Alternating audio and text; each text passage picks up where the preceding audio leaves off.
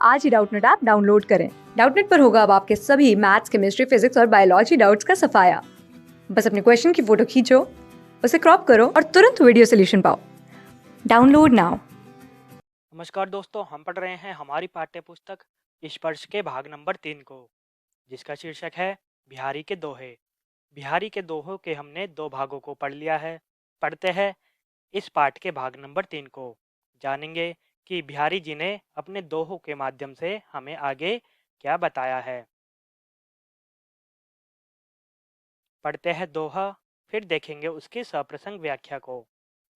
बैठी रही अति सघन बन, बैठी सदन तन माहा, देखी दोपहरी जेठ की, छाँव छाती छाँ।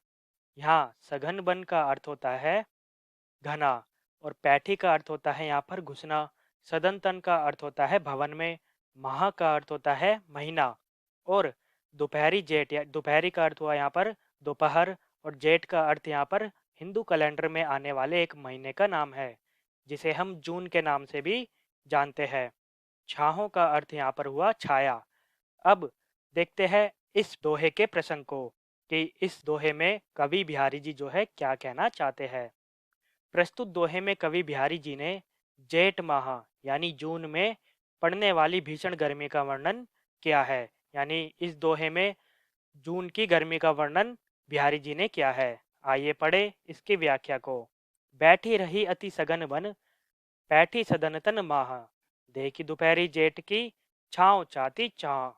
प्रस्तुत पंक्तियों में कवि बिहारी जी जो है जेठ माह की भीषण गर्मी का वर्णन करते हुए कहते हैं कि इस महीने में इतनी भयंकर भीषण गर्मी पड़ती है कि कहीं छाँव भी हमें नहीं मिलती है, और इस भीषण गर्मी को देखकर छाँव भी कहीं घने जंगल में या किसी घर में घुसकर छिप जाती है। यानी लिखा भी है, देखी दोपहरी जेठ की, छाँव भी चाहती है छाँ।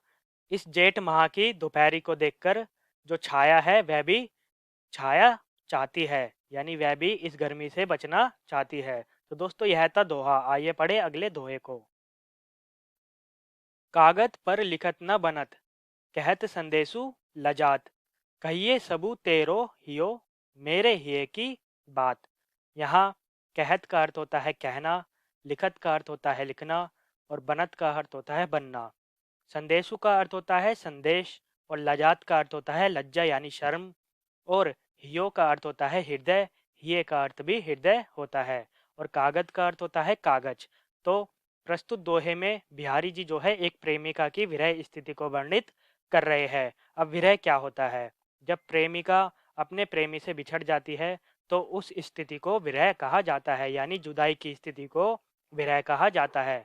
अब प्रेमिका जो है विरह की स्थिति को ना तो कह पा रही है और ना ही लिख पा रही है, और इसी के बारे में जो है कवि बता रहे हैं। आइए पढ़े इस दोहे की व्याख्या को। कागत पर लिखत न बनत, कहत संदेशु लजात।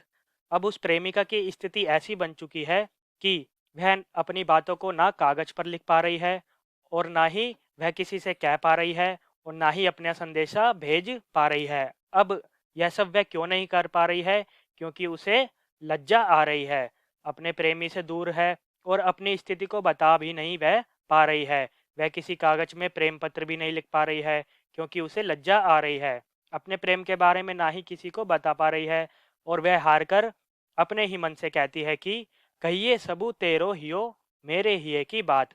और वह हार कर अपने मन से ही कहती है कि मेरे प्रेमी को मेरे हृदय की बात खुद जाननी होगी कि मेरी स्थिति क्या हो गई है।